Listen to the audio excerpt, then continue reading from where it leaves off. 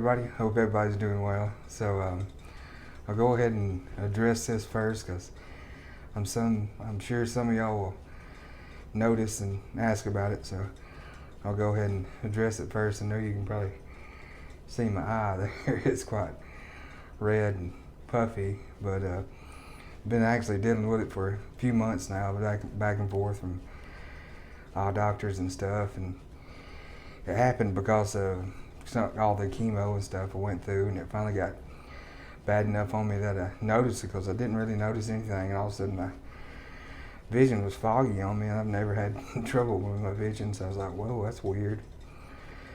But it was, I think Thursday of last week, they had to do surgery on it, and it was basically a oil change for my eyeball. Or maybe it won't gross y'all out. It don't bother me because I'm a nurse, but it was kind of weird to have it done because I hate eye stuff. But had some blood and stuff in there, so they cleaned all that out and some other debris and just filled it back up with saline to keep it full in there. So that's why it's red and puffy and watery. So probably be that way for a little while, but Lord willing, it'll clear on up. But anyways, enough about that junk. We'll get on to good old food. But so in this cook, I did a good old Spatchcock chicken. And to tell you the truth, that was actually the first one I've ever cooked like that. I cooked a bunch of chicken, goodness, breast, thighs, legs, and thighs together, and everything else. I've never really spatchcocked one and do it, but man, that's the way to go. It was quite easy, and it was really good.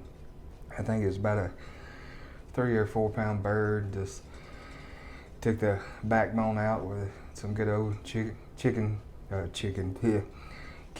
shears. Chicken on the mind, I gotta say it.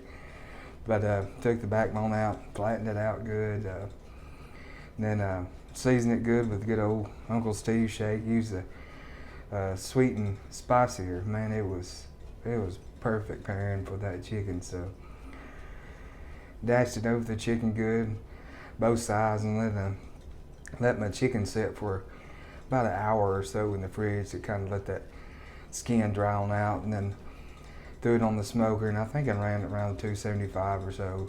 I'll have it in the video showing what I ran it at, but smoked it up for a while, and it hurt me right at the end.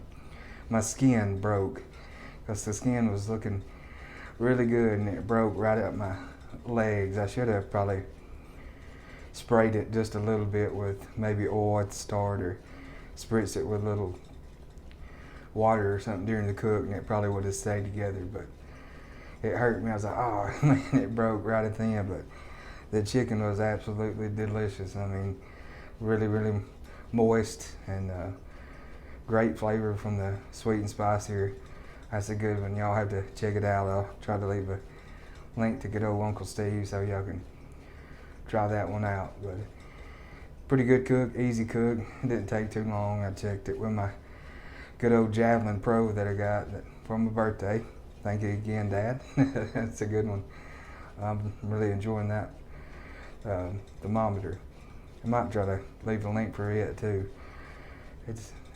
I'm enjoying it. But anyways, we'll jump on into this cook, and I'll show you what I did for it. So y'all please like, share, and subscribe too if you want to.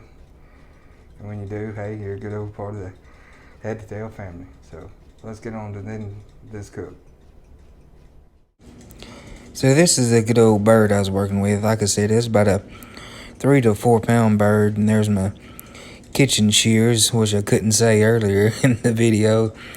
And there's my good old Uncle Steve shake, sweet and spicy. And like I said, this one worked out perfectly. It paired really well for the bird. So what I'm going to do is take my shears there and cut out my backbone, flatten out the bird good, and that way it's going to cook evenly and keep everything kind of cooking at the same rate. So got my season it good on the inside of the bird, both sides, and got my skin side. And like I said, put it in the fridge again for a while, for about an hour, just to let that skin kind of dry on out good, and then let the seasoning kind of soak on in and sweat on into the bird. And once it sat there for an hour, I went ahead and got it and put it on my smoker and just let it sit and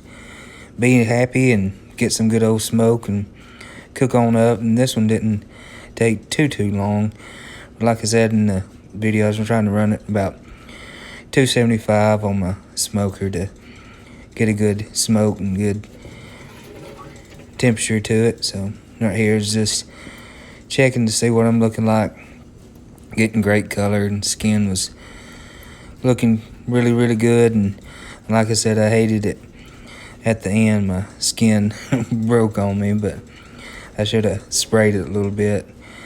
Again, here is checking it. I think there's about 45 minutes or an hour or so into the cook, checking it, and again, it's looking really good, getting great color to it. And I was checking it every so often with my thermopen or my javelin to see what I've got. And right here was at the very end of the cook, and then you can see the skin decided to break on me, unfortunately, to mess up its looks, but it still looked really good and tasted really good. So went ahead and took it on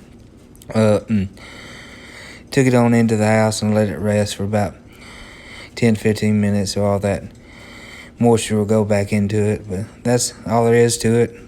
Ran it at about 275, seasoned it up good, and just let it sit and cook until it got done. I checked it with my pen and got up to my temperature that I needed to. But that's how I did my chicken there, just easy Spatchcock chicken. But thank y'all again for watching. Y'all like, share, and subscribe, and I'll catch y'all on the next one.